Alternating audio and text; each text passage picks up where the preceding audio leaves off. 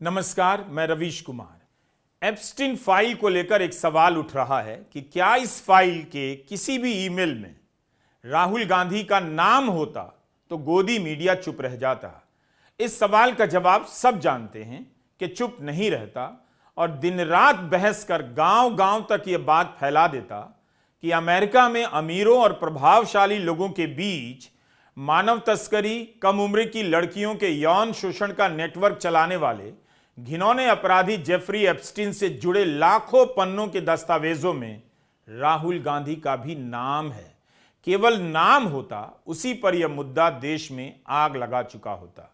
वैसे राहुल गांधी से भी यह सवाल होना चाहिए कि उन्होंने एप्स्टीन फाइल पर क्यों नहीं कहा कुछ। उनकी पार्टी के मीडिया प्रमुख ने तो कहा, लेकिन अपने ट्विटर हैंडल पर राहुल गांधी ने प्रधानमंत्री मोदी से इस बारे में सवाल नहीं किया है कि आपका नाम एप्स्टीन के ईमेल में अनिल अंबानी और एप्स्टीन के ईमेल में क्यों आया है, जवाब दीजिए। कैबिनेट मंत्री बनने से कुछ साल पहले हरदीप सिंह पुरी जेफरी एप्स्टीन से 3 बार मिलते हैं, जवाब दीजिए। राहुल गांधी ने ऐसा नहीं पूछा है। इस वीडियो में हम प्रधानमंत्री मोदी और अनिल अंबानी की चर्चा पहले करेंगे क्योंकि दोनों का संदर्भ काफी मिलता जुलता है। उसके बाद हरदीप सिंह पुरी और एप्स्टीन की बातचीत पर रोशनी डालेंगे। उसके पहले 2 बातों का ध्यान रखना जरूरी है। किसी दस्तावेज में या ईमेल में नाम आने से जरूरी नहीं कि वह व्यक्ति उसके साथ अपराध में शामिल हो। यह बात ठीक से समझ लेना चाहिए। किसी दस्तावेज में किसी का नाम होना उसके दोषी होने का प्रमाण नहीं है, लेकिन कागजों में आने वाले नामों को बार बार हटा देना स्पष्टता के बजाय कॉन्स्पिरेसी को जन्म देता है। हमें तथ्यों की मांग करनी होगी, ना कि फैंटेसी की। अभिषेक मनु सिंघवी, कांग्रेस के राज्यसभा के सांसद, का यही कहना है कि इस मामले में आधी अधूरी डिटेल से किसी का फायदा नहीं होगा। अमेरिका के जस्टिस विभाग को और पारदर्शिता से जानकारी प्रकाशित करनी चाहिए। प्रधानमंत्री मोदी का नाम जितना और जिस संबंध में आया है, उसका जेफरी एप्स्टीन के घिनौने अपराधों से कोई लेना देना नहीं। इसके घिनौने अपराध क्या हैं? 12-13 साल की लड़कियों की तस्करी करना, उनका यौन शोषण करना और दुनिया के प्रभावशाली लोगों के लिए उपलब्ध कराना। इन बातों में अमेरिका के कई बड़े प्रभावशाली लोगों के नाम आए हैं और तस्वीरें भी आई हैं, लेकिन प्रधानमंत्री मोदी का नाम बेहद अलग संदर्भ में आया है। एप्स्टीन उनके बारे में बात कर रहा है, हो सकता है डींगे हाँक रहा हो, क्योंकि हमें यह याद रखना जरूरी है कि जेफरी एप्स्टीन बेहद प्रभावशाली था। उसके कई देशों के प्रमुखों से संबंध थे और उनसे उनका सीधा संवाद था। भले उसके अपराध से भारत के किसी व्यक्ति का लेना देना ना हो, लेकिन एक ऐसे व्यक्ति के साथ किसी भी तरह का संवाद हो रहा है, मेल जोल की बात हो रही है, उस पर जवाब आना चाहिए। कांग्रेस के पवन खेड़ा ने जो ट्वीट किया है, उस पर बीजेपी ने आक्रामक प्रतिक्रिया जताई है और उसी समय विदेश मंत्रालय का खंडन भी आया। अगर यह पूरी तरह क्लियर है कि जेफरी एप्स्टीन के अपराधों से कोई ताल्लुक नहीं है, तब फिर इस बात का ठोस जवाब आना चाहिए, बिना हिचक के आना चाहिए कि क्या कभी प्रधानमंत्री मोदी की एप्स्टीन से बातचीत हुई है? क्या कभी प्रधानमंत्री मोदी से एप्स्टीन ने सीधे या किसी और के जरिए संपर्क किया है? वह अपने ईमेल में जो बातें कह रहा है, उसका सच क्या है? इस ईमेल में एप्स्टीन कतर के प्रधानमंत्री के एक सलाहकार को लिख रहा है कि प्रधानमंत्री मोदी ने सलाह मानी और इस्राइल चले गए। ट्रंप के फायदे के लिए नाचे गाए। कुछ ही हफ्तों पहले दोनों की मुलाकात हुई थी, काम बन गया, इट वर्कड। प्रधानमंत्री मोदी के इस्राइल दौरे के ठीक एक दिन बाद 6 जुलाई 2017 को एप्स्टीन ने यह बात कतर के प्रधानमंत्री के एक सलाहकार से कही। 2017 में प्रधानमंत्री मोदी इस्राइल गए थे। उसी दौरे के बारे में एप्स्टीन अपने ईमेल में कह रहा है। इस्राइल जाने से एक सप्ताह पहले 25-26 जून 2017 को प्रधानमंत्री मोदी अमेरिका जाते हैं और वहां ट्रंप से मुलाकात करते हैं। ट्रंप के कार्यकाल में यह प्रधानमंत्री मोदी का पहला दौरा था और दोनों की पहली मुलाकात। जाहिर है मौका बड़ा था। अब इसी मुलाकात को लेकर अनिल अंबानी और जेफरी एप्स्टीन के बीच बातचीत का एक टुकड़ा सामने आया है। जून की यात्रा से 3 महीने पहले मार्च में अनिल अंबानी जेफरी एप्स्टीन को मैसेज करते हैं कि मैं दिल्ली में था, लीडरशिप को आपकी मदद की जरूरत है ताकि मैं जैरेड कुशनर और स्टीव बैनन से जल्द मिल सकूं, प्लीज सलाह दें। मुमकिन है मई में प्रधानमंत्री वॉशिंगटन जाकर डोनाल्ड से मिलें, उस पर भी मदद चाहिए। इस पर जेफरी एप्स्टीन का जवाब आता है, क्या कुछ देर बाद चैट करें? अनिल अंबानी जवाब देते हैं, ठीक है, समय बताइएगा कितने बजे, और इसके बाद दोनों समय तय करते हैं। यह ट्रंप के पहले कार्यकाल की बात हो रही है। अनिल अंबानी ट्रंप के दामाद जैरेड कुशनर और ट्रंप के सलाहकार स्टीव बैनन से मुलाकात के लिए एप्स्टीन से मदद मांग रहे हैं। इससे यह साफ होता है कि एप्स्टीन जिस ईमेल में प्रधानमंत्री मोदी का जिक्र कर रहा है, उस ईमेल को अनिल अंबानी और एप्स्टीन की बातचीत के साथ मिलाकर देखा जाना चाहिए। अगर आप इस बात को समझ लें कि प्रधानमंत्री मोदी का जिक्र एप्स्टीन के घिनौने अपराध के संदर्भ में नहीं आया है, तो आगे बढ़ने में मदद मिलेगी, क्योंकि जिस समय की यह बात हो रही है तब तक जेफरी एप्स्टीन जेल जा चुका था और नाबालिग लड़कियों की तस्करी का अपराध स्वीकार कर चुका था। अनिल अंबानी अपने लिए मिलने की बात नहीं करते हैं, ईमेल में साफ साफ लिखते हैं कि दिल्ली में था, लीडरशिप को आपकी मदद की जरूरत है। इसका मतलब है वे प्रधानमंत्री के लिए मदद मांग रहे थे। यह वीडियो अप्रैल 2015 का है, जब प्रधानमंत्री मोदी पेरिस गए और रफाल डील को लेकर घोषणा हुई। भारत ने 7.5 अरब यूरो की लागत से 36 रफाल विमान खरीदने की डील की थी। इसके ठीक 14 दिन बाद अनिल अंबानी का रिलायंस ग्रुप एक रक्षा कंपनी रिलायंस एरोस्ट्रक्चर लिमिटेड का रजिस्ट्रेशन कराता है। जनवरी 2016 में, जिस दिन फ्रांस के राष्ट्रपति भारत आने वाले होते हैं, उसी दिन अनिल अंबानी फ्रांस की एक फिल्म को स्पॉन्सर करने की घोषणा करते हैं, जिसे राष्ट्रपति की पार्टनर बना रही थी। अनिल अंबानी इस फिल्म को 16 लाख यूरो की फंडिंग देते हैं। 25 जनवरी 2016 को फ्रांस के तत्कालीन राष्ट्रपति फ्रांसवा ओलांद दिल्ली आते हैं और प्रधानमंत्री मोदी के साथ समझौते पर दस्तखत करते हैं। यह समझौता कई चरणों में हुआ और इसी में रफाल बनाने वाली कंपनी दसौं और रिलायंस के बीच करार होता है कि दसौं रफाल विमानों की सेल प्राइस का 50% पैसा भारत में प्रोडक्शन के काम में निवेश करेगी। फरवरी 2017 में अनिल अंबानी की मुलाकात फ्रांसवा ओलांद से होती है। अनिल अंबानी की कंपनी को रफाल के मेंटेनेंस का काम मिलता है। 2016-17 में अनिल अंबानी काफी महत्वपूर्ण व्यक्ति थे और ये अनिल अंबानी प्रधानमंत्री मोदी की अमेरिका यात्रा से पहले नाबालिग लड़कियों की तस्कर जेफरी एप्स्टीन को पत्र लिख रहे हैं कि दिल्ली के लीडरशिप को मदद की जरूरत है। और यही एप्स्टीन कतर के प्रधानमंत्री के सलाहकार को पत्र लिखता है कि प्रधानमंत्री मोदी ने उसकी सलाह मानी, इसराइल चले गए, ट्रंप के फायदे के लिए नाचे गाए।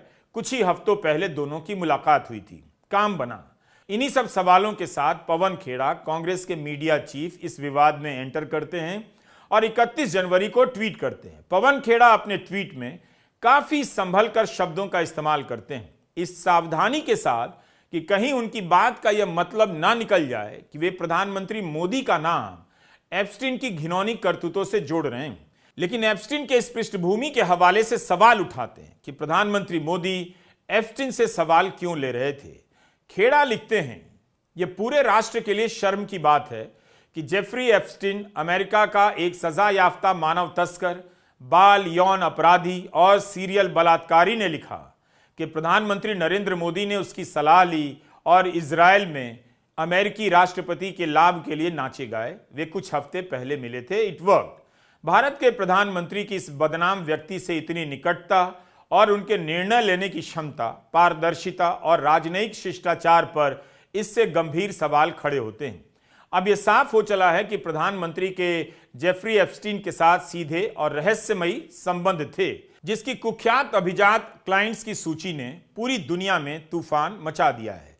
एप्स्टीन और नरेंद्र मोदी के बीच यह संबंध अक्षम्य है और यह राष्ट्रीय गरिमा और अंतर्राष्ट्रीय प्रतिष्ठा से जुड़ा ऐसा मामला है जो प्रधानमंत्री से तत्काल जवाबदेही की मांग करता है। पीएम को स्पष्ट करना चाहिए वे जेफरी एप्स्टीन की सलाह किस लिए ले रहे थे, इसराइल में अमेरिकी राष्ट्रपति के किस लाभ के लिए वे नाच गा रहे थे। संदेश में लिखा है इट वर्क, तो क्या कामयाबी हासिल हुई।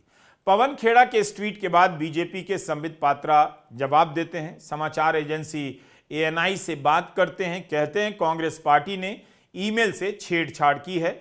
ईमेल में यह नहीं लिखा है कि प्रधानमंत्री ने एप्स्टीन की सलाह मानी।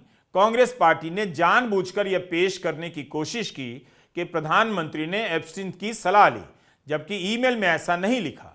एक शब्द के आधार पर संबित पात्रा इतनी जल्दी बचाव करने क्यों कूदे?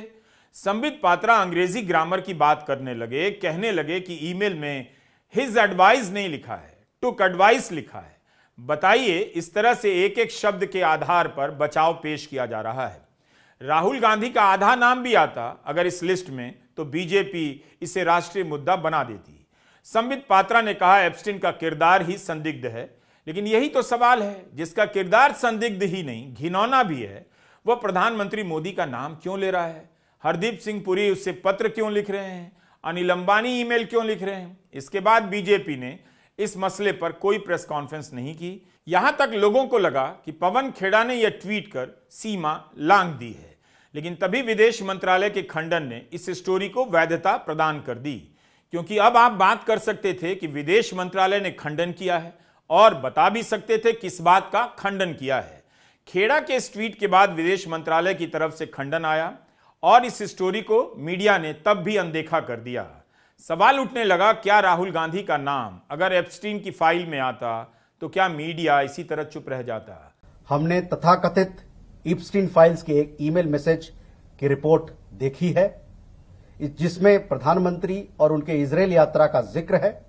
जुलाई 2017 में प्रधानमंत्री की इजरायल की आधिकारिक यात्रा के अलावा ईमेल में बाकी बातें एक दोषी अपराधी के बकवास से ज्यादा कुछ नहीं है। इन्हें उसी तिरस्कार से नजरअंदाज करना चाहिए जिसके वो लायक है। लगता है प्रतिक्रिया देने में संबित पात्रा और विदेश मंत्रालय ने थोड़ी जल्दी कर दी, लेकिन दो प्रतिक्रियाएं आने के बाद भी मीडिया ने इस स्टोरी को प्रमुखता से क्यों नहीं छापा या दिखाया? अमेरिका के अखबारों में एप्स्टीन की फाइल की इतनी चर्चा है कि लगेगा नहीं कि उसके अलावा दूसरी खबर भी है। विदेश मंत्रालय ने इस बात पर जोर दिया कि वह एक घटिया अपराधी था, सजा याफ्ता था, जिसकी बातों को गंभीरता से लेने की जरूरत नहीं। तभी तो यह सवाल है कि जेफरी एप्स्टीन घटिया अपराधी था, फिर अनिल अंबानी प्रधानमंत्री मोदी की वॉशिंगटन यात्रा से पहले ईमेल क्यों लिख रहे हैं? प्रधानमंत्री मोदी की यात्रा का जिक्र क्यों कर रहे हैं? लीडरशिप का नाम लेते हैं और मदद क्यों मांग रहे हैं? इसका तो जवाब आना चाहिए। अनिल अंबानी और एप्स्टीन की बातचीत, हरदीप सिंह पुरी और एप्स्टीन की बातचीत का विदेश मंत्रालय ने खंडन नहीं किया है। पवन खेड़ा ने सवाल पूछा है कि एक निजी उद्योगपति को संदिग्ध व्यक्ति के माध्यम से उच्च स्तरीय अमेरिकी राजनीतिक पहुंच में तेजी से स्वीकृति क्यों दिलाई जा रही थी?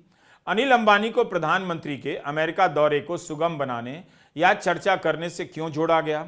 जेफरी एप्स्टीन की मदद ही क्यों मांगी जा रही थी? अंबानी की वरिष्ठ अमेरिकी राजनीतिक हस्तियों तक पहुंचने के लिए और मोदी ट्रंप बैठक के संभावित संबंध में इस चैनल को किसने अधिकृत किया? यदि आधिकारिक राजनयिक संबंध पहले से स्थापित थे तो स्वर्गीय सुषमा स्वराज जी के नेतृत्व में विदेश मंत्रालय और नियमित सरकारी चैनलों को कथित तौर पर दरकिनार क्यों किया जा रहा था?